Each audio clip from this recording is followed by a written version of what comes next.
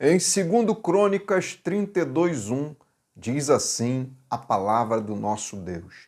Depois de Ezequias ter sido tão fiel em todas essas situações, o rei perverso Senaqueribe, rei da Síria, invadiu a terra de Judá, cercou as suas cidades fortificadas e deu ordem para que o seu exército rompesse os muros. O texto diz que depois que o rei Ezequias foi fiel a Deus, o arrogante rei sírio, o perverso rei Senaqueribe, se levantou e invadiu a cidade do povo de Deus. Talvez você imagine comigo, se o rei Ezequias foi fiel a Deus, por que todo esse mal se levantou contra ele? E não era qualquer probleminha que tinha se levantado contra o rei Ezequias. Tratava-se de um problema com P maiúsculo. Isso porque o rei Senaqueribe não tinha perdido para nenhum exército sequer em suas batalhas. Belicamente falando, o rei Ezequias não tinha chance nenhuma de sair vencedor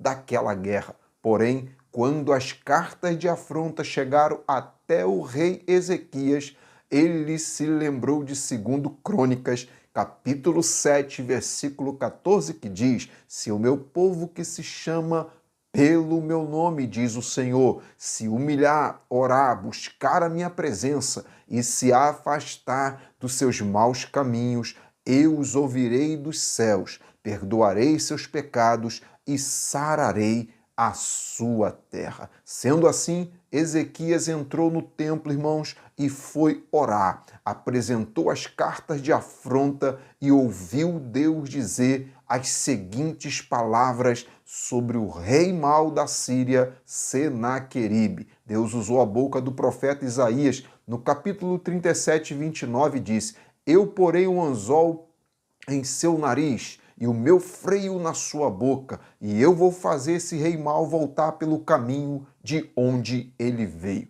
Depois dessas palavras, irmãos, Deus interveio e derrotou 185 mil soldados do exército de Senaqueribe com apenas um anjo. Leia a passagem sobre Ezequias e Senaqueribe que se encontra nos capítulos de 2 Crônicas 32, Isaías 36 e capítulo 37, 2 Reis capítulo 18 e capítulo 19, e confira aqui a aplicação pessoal para a sua vida e já anota aí na sua agenda. Toda segunda, quarta e sexta eu lanço vídeo como esse daqui de 10 lições para edificação da sua vida. E se você deseja fazer parte do nosso grupo do WhatsApp, tem 3, alguns já estão lotados, mas tem grupo vazio, dá para você se fazer parte ainda do nosso grupo. Ou se você quer conhecer o meu site, eu deixei os links de acesso tudo aqui embaixo na descrição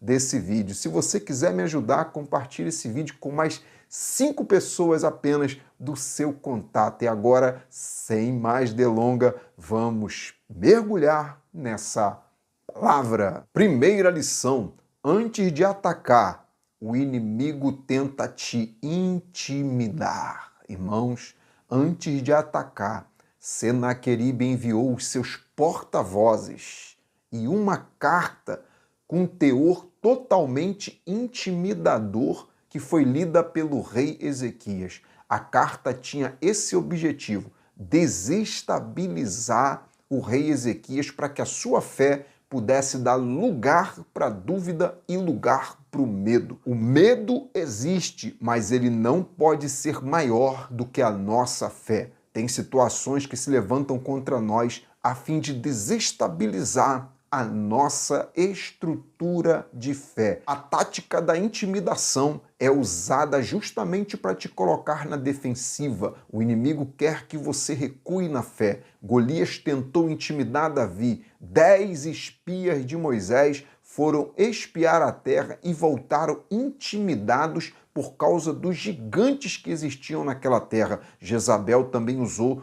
a tática da intimidação contra o profeta Elias. Então, não seja intimidado quanto à sua vida profissional, não seja intimidado quanto à sua vida ministerial. O seu chamado contra a sua vida emocional e espiritual. O diabo sabe que se conseguir te intimidar, o medo será maior do que a sua fé e ele terá um caminho livre para conseguir te controlar. Ande na autoridade de Deus e não abaixe a sua cabeça para as ameaças do mal. Segunda lição: a carta do inimigo não é maior do que a carta de Deus. Irmãos, por mais ameaçadora que fosse a carta de Senaqueribe, ela não era maior do que a mensagem de Deus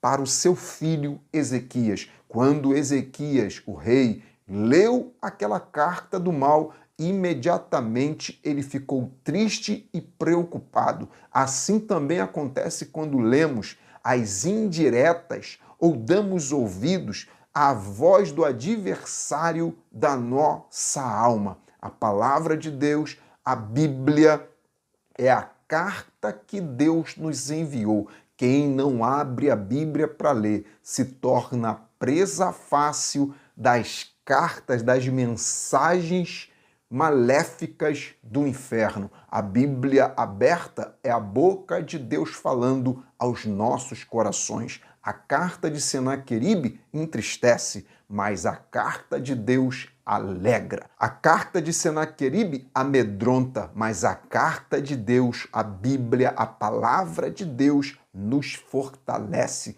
Pessimismo, desânimo, incredulidade, tudo isso são cartas de Senaqueribe. Quer um conselho? Leia a carta de Deus e seja livre das cartas de Senaqueribe. Terceira lição: as crises revelam do que você é feito. A crise revela, irmãos, a nossa estrutura. No meio das ameaças, Ezequias foi orar porque sabia que Deus era a resposta. A decisão de Ezequias diante daquela impossibilidade revela que ele era feito de fé e não de incredulidade. E eu aprendo que nesse caso não existe meio termo. Ou você é feito de fé, ou você é feito de dúvida e incredulidade. Um dos lados bons da crise é que ele revela como está a nossa fé e em que pontos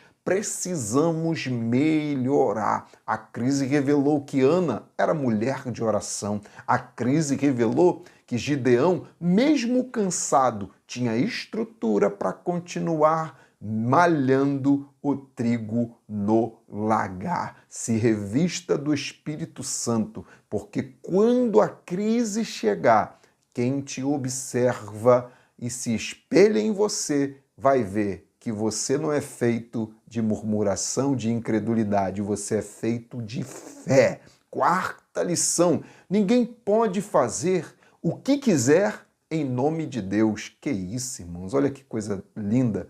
Veja a audácia de Senaqueribe para enganar o Ezequias, rei do povo de Deus. Em Isaías 36:10, ele diz assim: vocês pensam que invadimos sua terra sem a direção de Deus?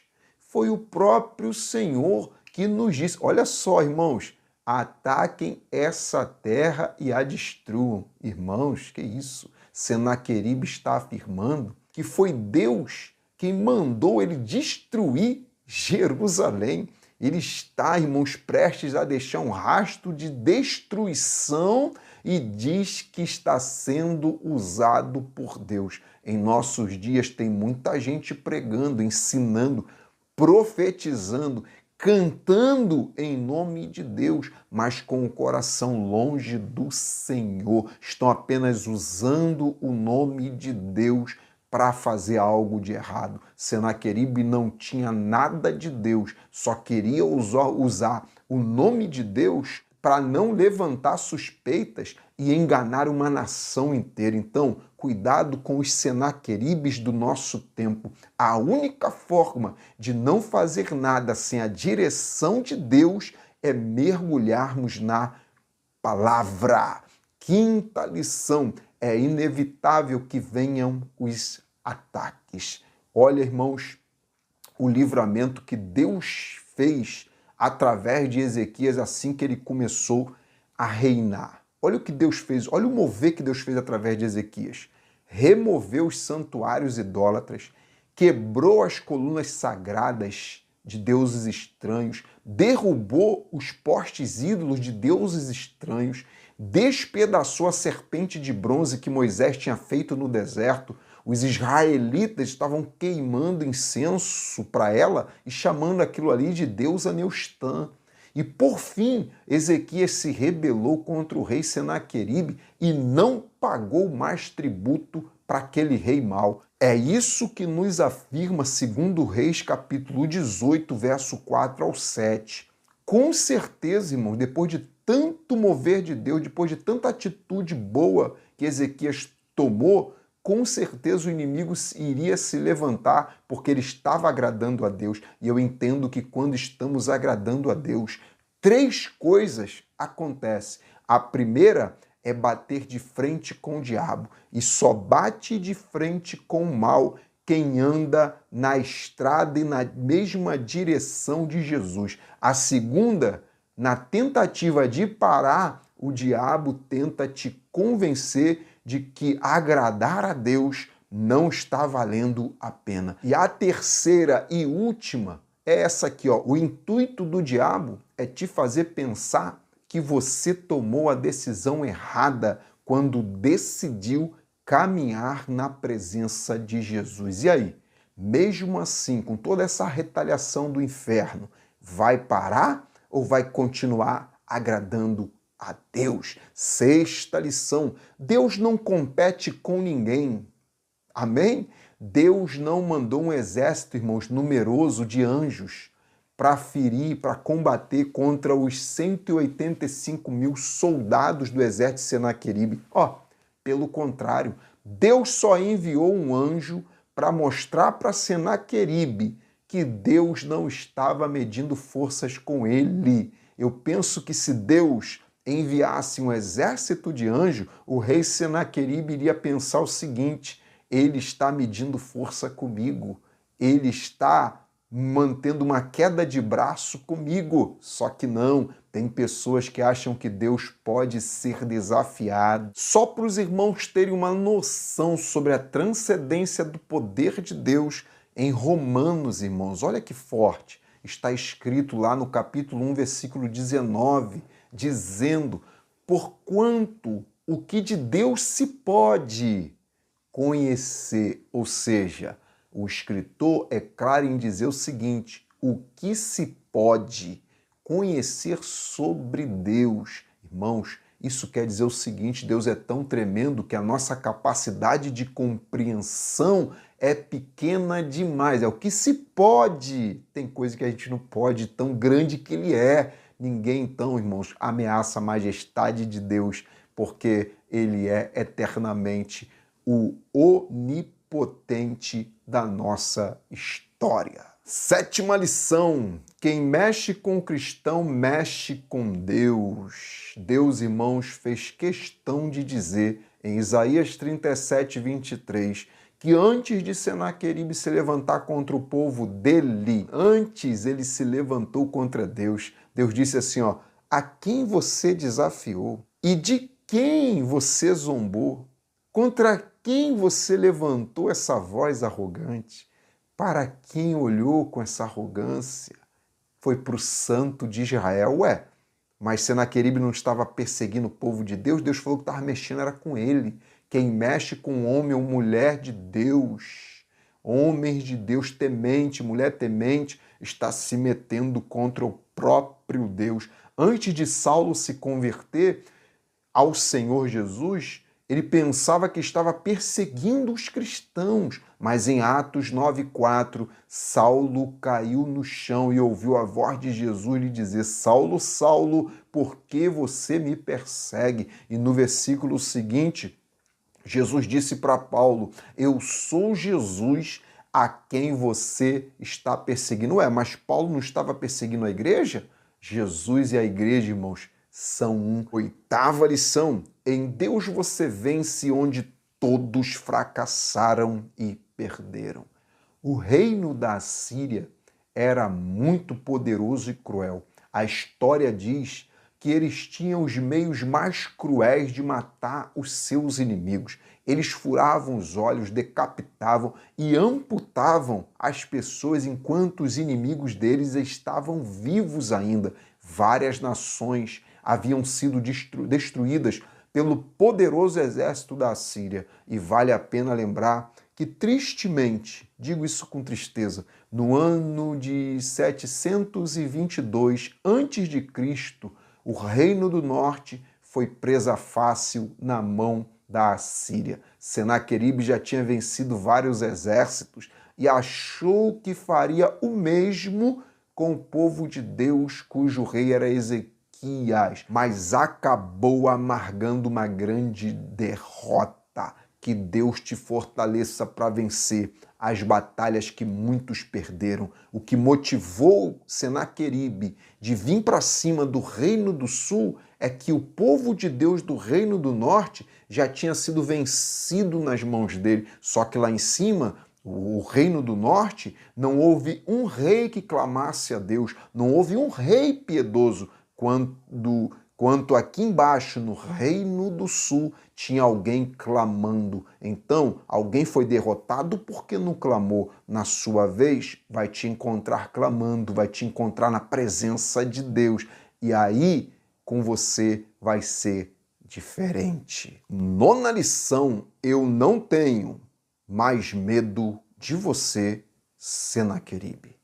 Irmãos, Ezequias orou a Deus e Deus respondeu usando o profeta Isaías do capítulo 37:2 do livro de Isaías para dizer o seguinte: a filha virgem de Sião despreza e zomba de você, Senaqueribe. A filha de Jerusalém balança a cabeça com desdém enquanto você está fugindo. Além de Deus ouvir, responder e intervir através da oração de Ezequias, Deus também encorajou Ezequias para zombar daquilo que antes Ezequias estava com medo. Ou seja, antes transmitia medo, agora é motivo de alegria, de sorriso. Então, despreze e zombe daquele trauma, daquele problema, daquela oposição, daquela impossibilidade.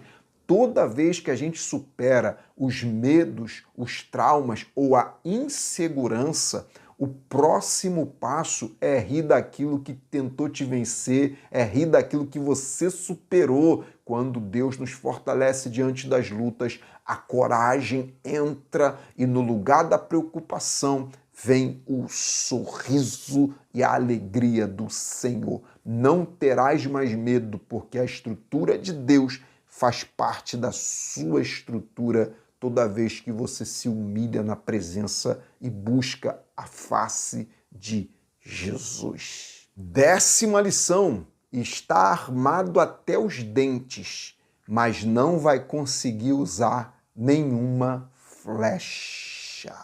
Em 2 Reis, irmãos, 19:32, Deus diz as seguintes palavras sobre o rei Senaqueribe: não entrará nessa cidade e nem lançará flecha alguma. Não virá perante ela com escudo, nem há de se levantar tranqueiras contra ela.